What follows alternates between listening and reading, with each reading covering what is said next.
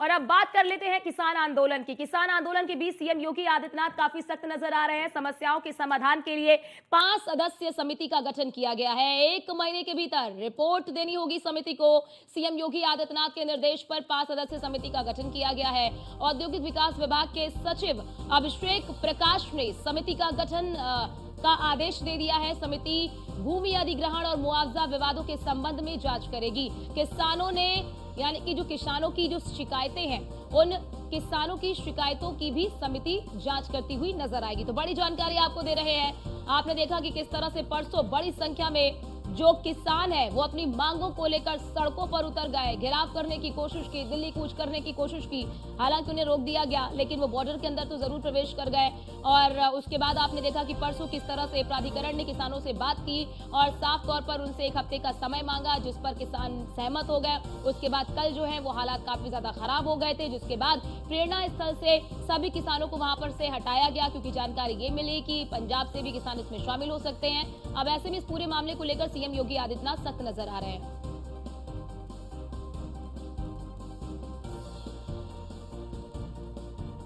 और हमारे संवाददाता एसके वाजपेयी हमारे साथ फोन लाइन पर जुड़ चुके हैं। इसके ये जो समिति गठित की गई है, इस समिति में कौन कौन है और कब तक ये समिति अपनी रिपोर्ट दे देगी? हालांकि बताया जा रहा है 1 महीने का समय दिया गया है।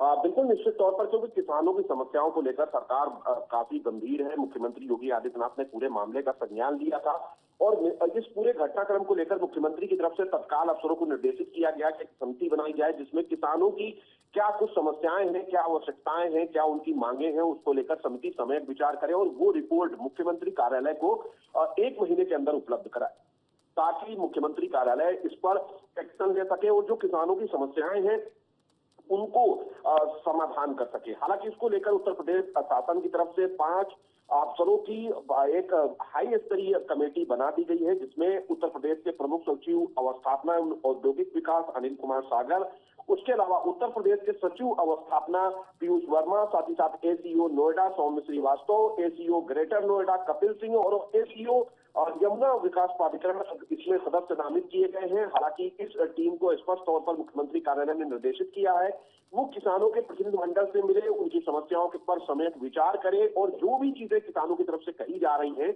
उन चीजों पर विचार करते हुए अपनी रिपोर्ट तैयार करें। साथ ही साथ अगर जरूरत पड़ती है तो स्थलीय निरीक्षण भी करें। किसान जो प्रत्यावेदन दे रहे हैं उन प्रत्यावेदनों को लेकर उन पर सम्यक तौर पर विचार किया जाए।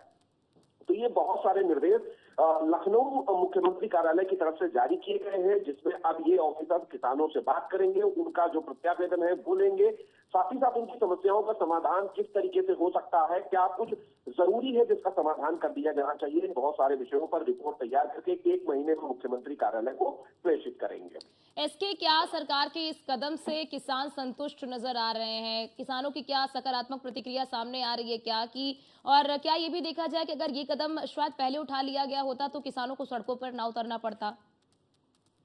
बिल्कुल, सरकार लगातार किसानों के मामले को लेकर सजग है और लगातार कहीं न कहीं इस तरीके के दिशा निर्देश सरकार की तरफ से पहले भी जारी किए जाते रहे हैं, चाहे वो गन्ना किसानों के भुगतान का रहा हो या गन्ना पर्चियों को लेकर रहा हो या एमएसपी को लेकर जो किसानों ने बात उठाई थी उस एमएसपी भुगतान की रही हो, चाहे वो धान खरीद या फिर गेहूं खरीद को लेकर चीजें रही हो, सरकार ने लक्ष्य निर्धारित किया, सीधे किसानों के खाते में वो पैसे डीबीटी के जरिए ट्रांसफर किए गए।